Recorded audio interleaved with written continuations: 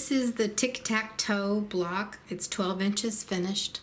Here's a picture of the block and here's a diagram. It's made up of half square triangles and this little, I believe this is a shoe fly block, and this is a 9-patch block, but there are 2 of them in the 12-inch block.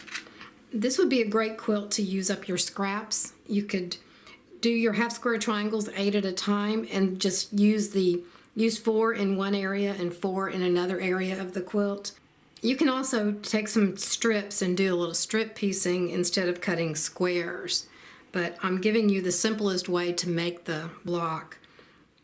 So if you wanted to strip piece, you could just alternate your light and your darks and strip piece those.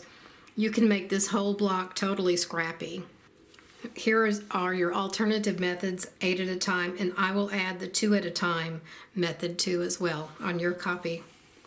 Here are the pieces you cut, patch A, and here's patch B. A is the half square triangle and B is the square. Here are the fabrics I've chosen for my block. Here are the half square triangles, and these are the squares for the 9-patch blocks, and these 2 squares go in the center of this shoe fly block.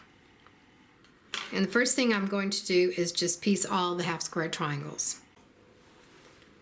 Once you piece your half square triangles, you can put together your shoe fly blocks like this.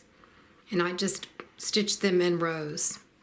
And then take your squares and make your 9-patch blocks.